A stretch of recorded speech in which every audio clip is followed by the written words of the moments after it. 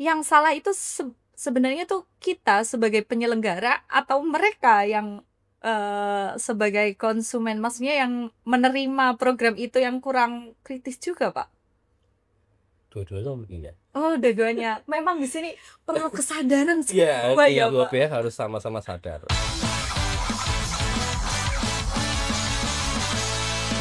Assalamualaikum warahmatullahi wabarakatuh. Halo sahabat dakwah dimanapun berada, bersama saya Zaskia Putri Asih, tentunya di podcast kesayangan kita, Rumi, Ruang untuk Mencari Inspirasi.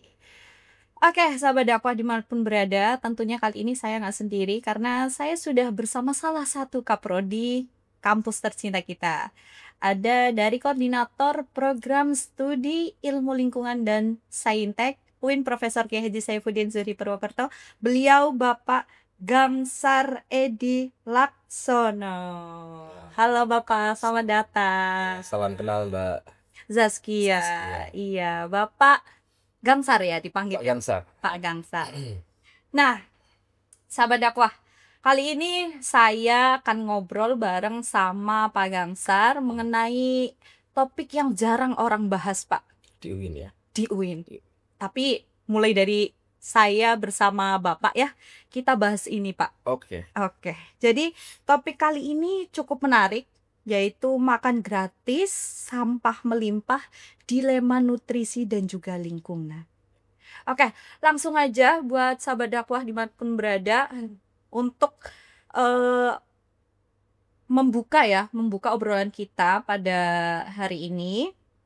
Saya mau mengajukan pertanyaan kepada Bapak Gamsar, asik, mengenai fenomena yang akan kami bahas ini, Pak, yaitu sebenarnya kenapa sih, Pak, dengan fenomena makan gratis ini yang ya tadi dengan berkaitan dengan topik ya, Pak, memicu adanya masalah sampah, menjadikan dilema lingkungan dan juga dilema nutrisi. Itu apa, Pak, Kak, relevansinya itu sehingga dapat memicu tersebut?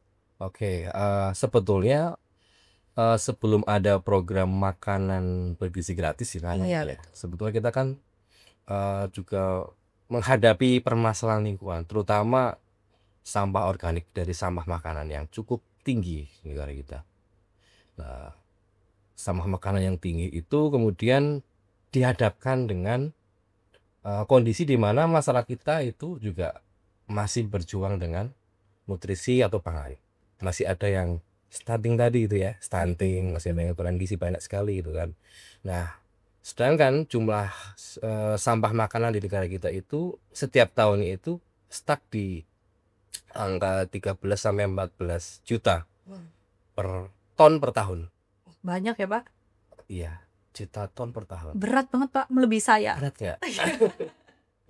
Nah, angka itu ternyata ketika di ekuivalenkan atau disamakan dengan rupiah, ternyata jumlahnya sekitar 330 triliun. Nah, itu bisa digunakan untuk program-program yang memang juga bisa mengentaskan masalah nutrisi kan. Iya. Sedangkan MBG ini setiap tahun dari Pak Presiden ini kan katanya butuh sekitar 70 T ya. Iya. Kalau sampah ini bisa diefisienkan, bisa dikurangi, bisa dicegah angka timbulan sampah makanan, tentu kan bisa menjadi turning point untuk program-program lain, terutama yang berkaitan dengan nutrisi atau pangan. Gitu. Jadi sebelum ada program MBG pun kita sekarang ini sedang menghadapi problem yang cukup besar nih.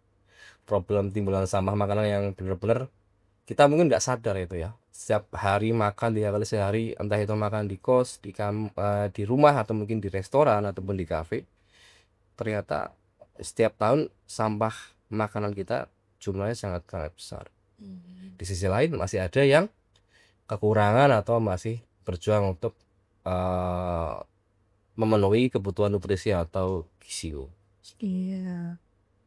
Ya, mengenai sampah tadi ya, Pak, mungkin itu menjadi masalah yang serius sekali ya, Pak ya, karena setiap tahunnya itu bahkan itu masih ada kemungkinan untuk meningkat ya, Pak. Pasti, apalagi kan sekarang ada MBG ya. Iya. MBG kan jumlah menerimanya ada sekitar 20 juta, ada sekitar bahkan mungkin lebih ya. Lebih. Ya, otomatis kan timbulan sampah makanan bisa naik.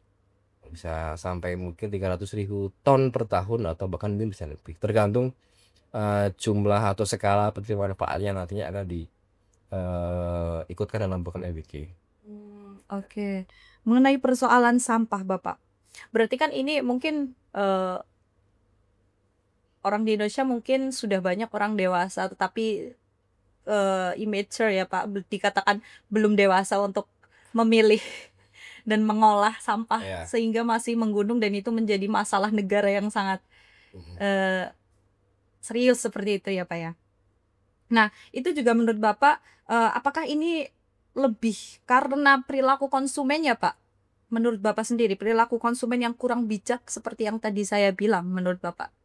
Ya, tentu ada permasalahan perilaku di negara kita atau problem perilaku, kesadaran ataupun juga problem masyarakat kita yang memang masih tidak aware dengan sampah makanan. Iya. Dengan angka 14 juta ton tadi tentu memberikan gambaran, oh ternyata perilaku kita selama ini selama bertahun-tahun tidak mencerminkan yang diharapkan, tidak secara ekologi tidak pas, apalagi secara sosial moral juga tidak tidak sesuai dengan nilai agama kita yang harus syukur, harus ini kan. Nah, kalau kita membuang makanan berarti kan kita sama aja dengan mengurangi jatah makanan orang lain untuk dimakan.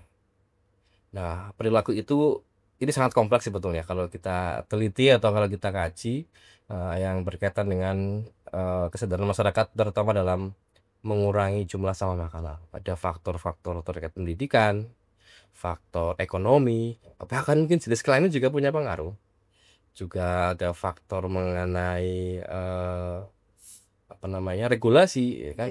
Yang belum ada di negara kita kan memang regulasi tentang sampah makanan belum begitu terwujudkan dalam peraturan pemerintah atau regulasi pemerintah. Kalau plastik sekarang kan sudah banyak ya. Di Banyumas sekarang sudah ada beberapa yang menerapkan perda tentang pengurangan sampah plastik. Tapi yang sampah kayaknya belum ada. Nah, sampah makanan ya itu pertama. Nah, dari aspek pendidikan, ekonomi, kemudian tadi jenis kelamin juga punya pengaruh juga. Sehingga faktor-faktor ini kemudian saling berkorelasi membentuk suatu pola hidup masyarakat yang tidak ramah itu ya. Misalnya kalau kita secara ekonomi ya, sekarang teman-teman kuliah makan ya seadanya itu ya. Yang penting habis, yang penting kenyang. Tapi nanti kalau sudah bekerja di meja makan mungkin wah, tidak cuma nasi sama tempe sama telur. Saya pengen beli seblak yang ini deh, atau mungkin pengen beli nugget. Jadi tambah banyak nutrisi, tambah banyak variasi makanan sehingga juga bisa menimbulkan jumlah sampah makanan yang berlebih. Dari aspek jenis kelamin juga mungkin sama ya. Teman-teman perempuan mungkin ya yang lebih sering lapar mata gitu ya. Ya ada ini deh beli. Galak gitu ya. Ternyata waduh enggak ini ya akhirnya dibuang. Kalau cowok mungkin agak sedikit ini ya, bisa mengontrol atau bisa mengerem. Sayang gitu ya. Jadi banyak sekali faktor-faktor yang bisa terpengaruh seperti itu. Atau mungkin bisa ya itu sebenarnya tuh salahnya kita sebagai konsumen, atau salahnya misal nih Pak menyoroti program makan gratis itu kan pasti kan mungkin ya Pak. Ya. Kita memberikannya, kita sebagai penyelenggara itu memberikannya memang bukan dengan wadah sekali pakai, tapi dari bahan-bahan yang untuk mengolah makanan yang untuk program itu kan dari sampah yang sekali pakai ya Pak ya. Itu yang salah itu sebenarnya tuh kita sebagai penyelenggara atau mereka yang sebagai konsumen, maksudnya yang menerima program itu yang kurang kritis juga Pak? Dua-duanya mungkin ya. Oh, dua-duanya. Memang di sini perlu kesadaran semua ya, dua Pak. pihak harus sama-sama sadar. Harus sama-sama sadar. Ya kalau kita berbicara MBG berarti program ini sebetulnya memang punya bisa bermata dua ya. Bisa benar-benar bagus ketika memang direncanakan dengan baik, terutama tidak hanya merencanakan dari aspek kesehatan atau logis tadi ya. Mungkin sebelumnya uji coba dan sebagainya, tapi uji coba dalam konteks secara nutrisi atau secara kelayakan kesehatan, belum berbicara masalah lingkungan atau ekologisnya. Harusnya percobaan-percobaan atau perencanaan sebelumnya juga harus mengukur berapa sampah yang nanti akan dihasilkan, Di bagian hulu atau di bagian produksi dan pengolahan bahan makanan yang nantinya ada di masing-masing dapur umum juga paling tidak bisa menaksir kira-kira bahan makanan yang terbuang berapa misalnya. Kemudian jumlah air yang nanti akan menjadi air limbah gitu, kira-kira berapa dan harus Iya, diolah dan betul. sebagainya. Kemudian di sektor pengolahan dan juga penyajian juga nantinya harus pertimbangan betul tadi ya. Sekarang sepertinya sudah menggunakan wadah yang benar-benar bisa dipakai secara Iya. kontinu ya. Ada beberapa yang pakai besi itu ya, stainless steel untuk piring dan sebagainya. Kemudian menunya juga paling tidak bisa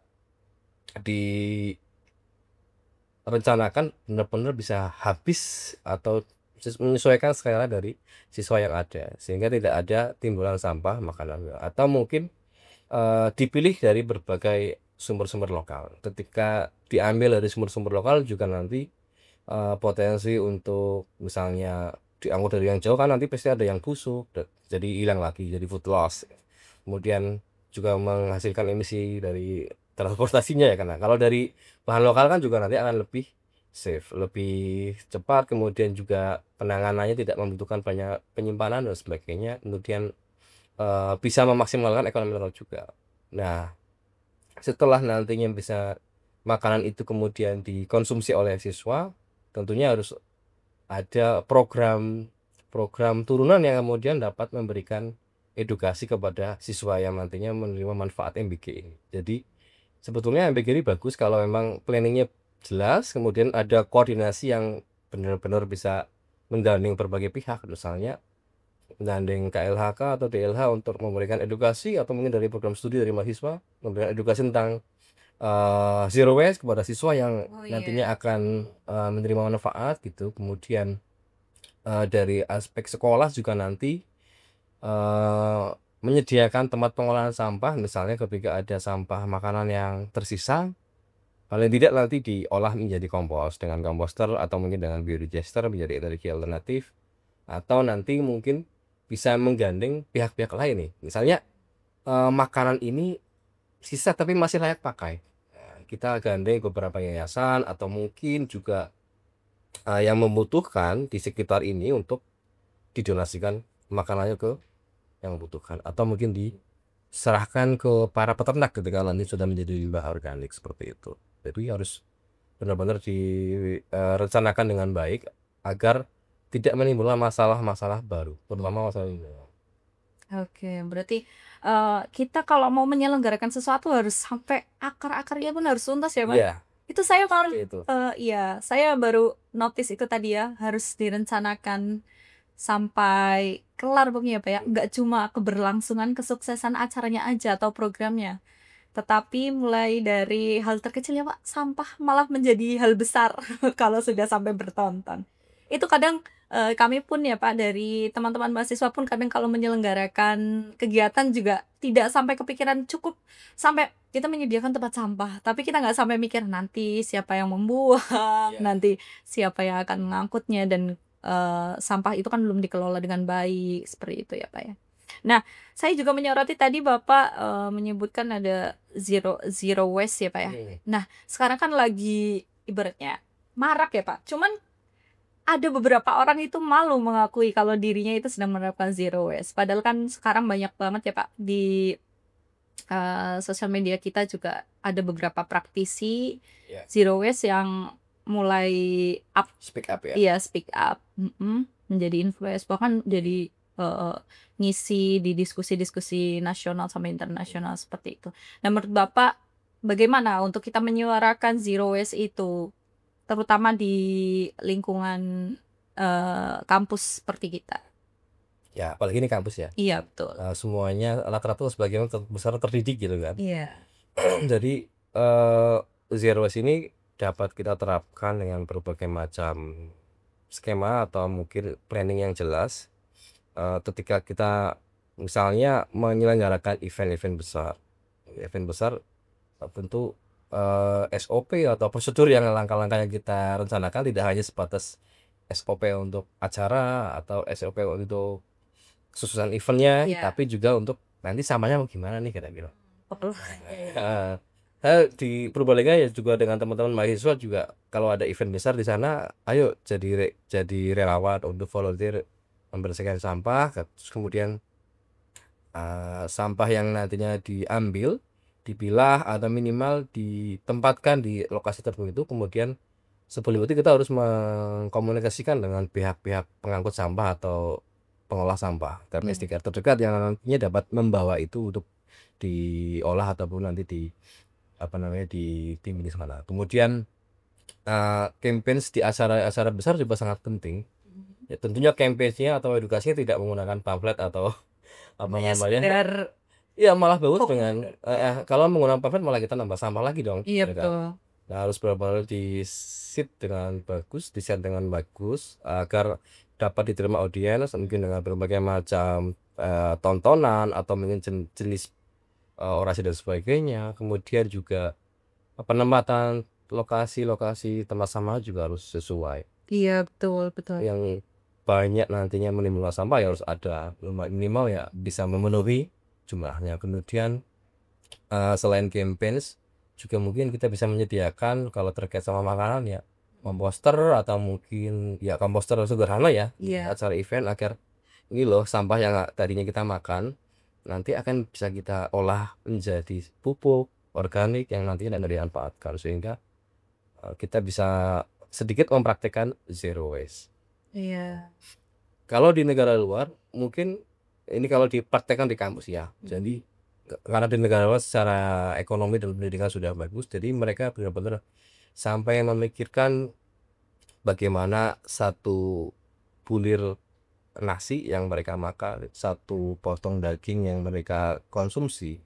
Bagi ketika mereka membuang berbagai macam sampah makanan, satu bulir nasi otomatis mereka juga ikut serta dalam meningkatkan kerusakan lingkungan karena dari satu butir nasi, satu potong daging yang kita konsumsi ataupun sayuran yang kita konsumsi tentunya di berasal dari berbagai macam proses-proses alam yang memang sebetulnya juga merusak lingkungan.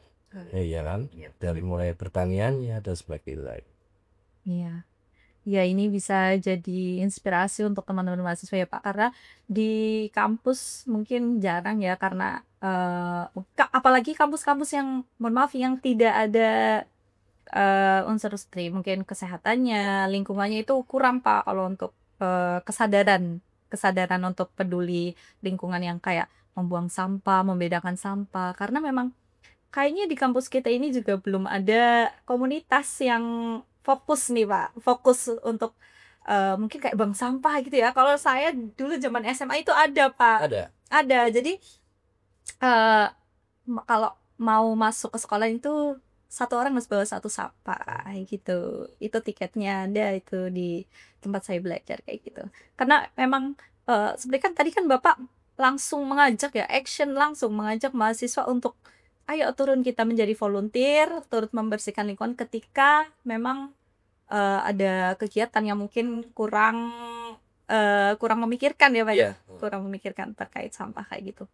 Nah, apakah dari, keresahan mengenai sampah ini berdampak besar sekali kepada dilemanya nutrisi ini, Pak? Selain, ke lingkungan ya, selain ke lingkungan, ke nutrisi emang menjadi sorotan besar, Pak. Menurut Bapak bagaimana? Oh, hubungan antara sampah Iya, sampah makanan ke nutrisi. ya ya ini jadi yang tadi saya sampaikan bahwa kalau kita menyia-nyiakan makanan Iya. menjadi sampah makanan otomatis kita sama halnya dengan mengurangi jatah makan untuk orang lain, ya kan?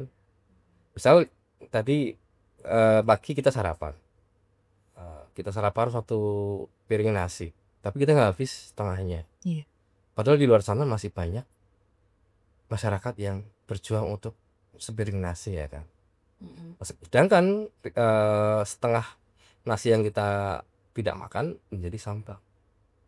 Sehingga kalau perilaku kita yang memang tidak aware, tidak peduli dengan makanan yang kita konsumsi agar semuanya menjadi nutrisi ya tentu bisa berdampak kepada kesenjangan pangan yang ada di masyarakat. Jadi sebetulnya kalau berbicara masalah sampah makanan ya memang karena makanan ini kan menjadi kebutuhan primer kita semua ya. Makanya di negara-negara berkembang seperti negara kita ya, ini masih menjadi suatu kondisi yang benar-benar timpang. Kalau ketimpangan itu tidak bisa disetarakan dengan perilaku yang bagus ya otomatis akan terjadi ketimpangan. Mungkin di restoran yang ada di Jakarta sana mungkin makan daging wagyu yang mahal gitu ya. Iya. Tapi di luar sana ada beberapa pemukiman kumuh yang masih berjuang untuk Iya. makan sehari-hari atau mungkin tuh. Jadi di gedung-gedung, di samping gedung-gedung mungkin ya Pak ya, ada gedung yang belum layak disebut gedung seperti itu ya Pak. Nah, balik lagi tadi sudah ke ranahnya kampus nih ya Pak, untuk membangun kesadaran untuk mahasiswa. Dan ini gimana Pak, setelah kita mungkin lebih ke diri kita, terus ke lingkungan kampus yang mungkin menyebarkan ke teman-teman kampus, lalu bagaimana kita untuk mengedukasi masyarakat terkait zero waste. Mungkin kalau di Banyumas ini mungkin dulu 5 tahun yang lalu atau beberapa tahun yang lalu mungkin bisa disebut sebagai wilayah yang kumuh banget ya Pak ya, kumuh banget gitu, karena saya juga sempat mendengar cerita dari, kebetulan saya pernah ini Pak ke daerah Kalibagor ya teman-teman kalau nggak salah. Iya Kalibagor, Kalibagor, PLE. TPS apa Pak? PLE. Iya, TPS PLE. Di sana kan tempat pembuangan akhir yang cukup besar ya Pak ya? Iya, Cukup besar dan pengolahan ya. iya pengolahan sampahnya cukup besar. Dan setelah 5 tahun belakang yang orang-orang bahkan penduduknya sendiri ya, penduduk setempat bilang wilayahnya sendiri yang wilayah sangat kumuh, malah sekarang menjadi tempat pengelolaan terbaik sampah terbaik ya Pak ya, satu Asia, se-Asia Tenggara kalau nggak salah. Iya.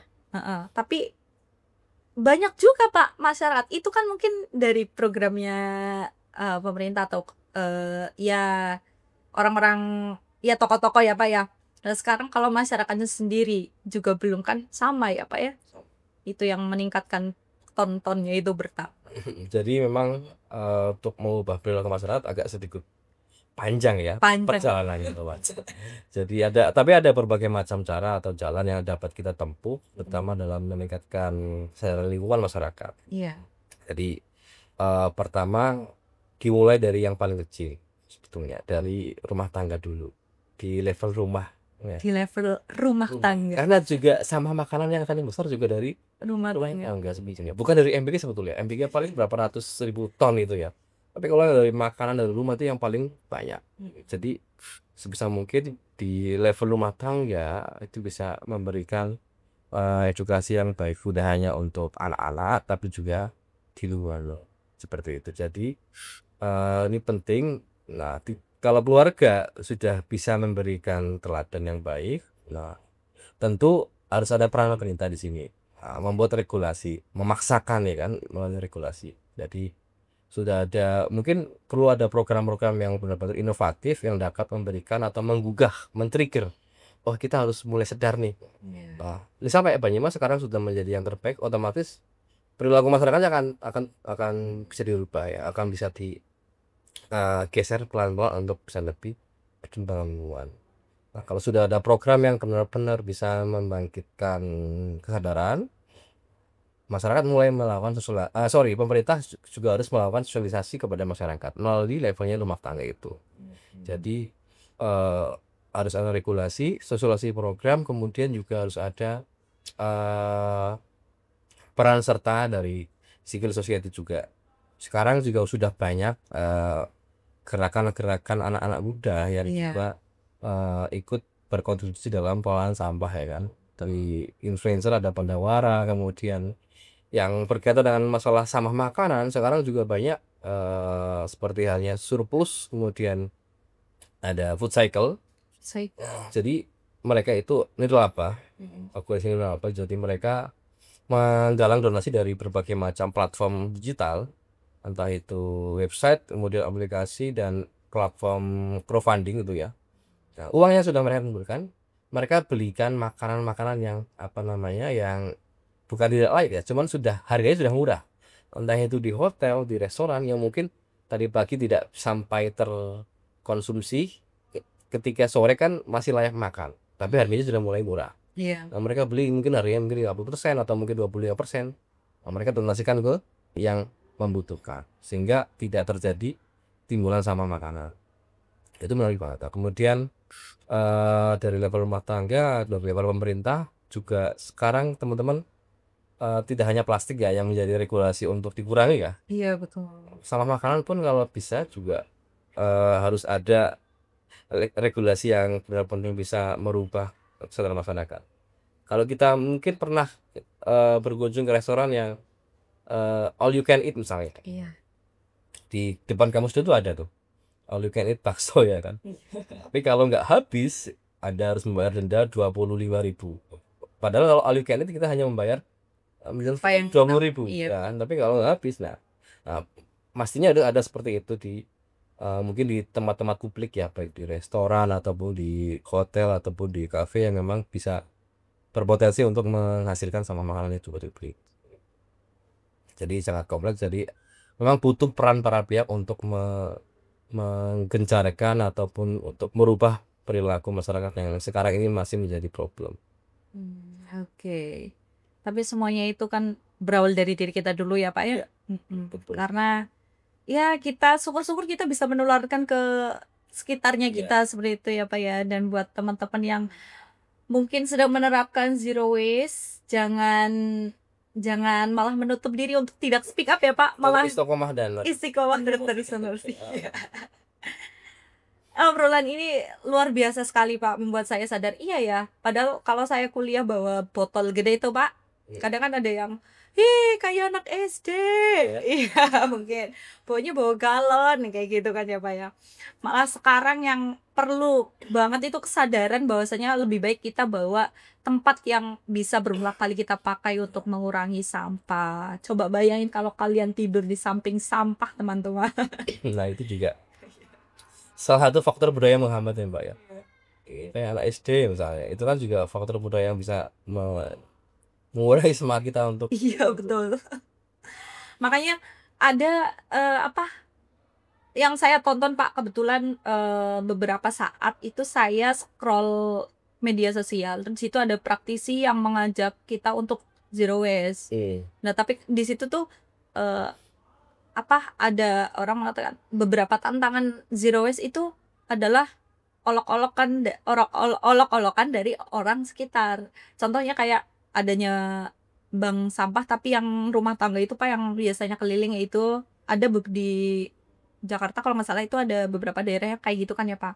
Sedangkan kalau kita mau menyetorkan sampahnya itu sampah kita harus steril dulu kayak gitu kan ya Pak. Maksudnya harus bersih, misal kayak bekas apapun yang plastik harus bersihkan, mungkin dibersihkan dijemur. Itu di situ ada saya ibu rumah tangga yang menerapkan zero waste. Selain saya sadar lingkungan juga itu bisa menghemat ya gitu katanya Pak. Bisa menghemat walaupun saya harus mengumpatkan jemuran sampah-sampah saya kadang ditanya sama tetangga itu yang menurut saya itu juga jadi mindset down juga ya Pak ya, yang tadinya udah mau istiqomah jadi nggak jadi istiqomah. Nah, seperti itu. Nah Bapak, terima kasih banyak ya Bapak Gamsar telah meluangkan waktunya untuk berbagi pengalaman, berbagi cerita, berbagi tips, tentunya menginspirasi kita semua yang ada di sini dan teman-teman yang mendengarkan sahabat dakwah dimanapun berada. Dan buat teman-teman sahabat dakwah, jangan lupa like dan komen, subscribe juga, dan terus ikutin episode kita seterusnya. Terima kasih Bapak. Saya Zazkia Putriasih. Wassalamualaikum warahmatullahi wabarakatuh. Waalaikumsalam.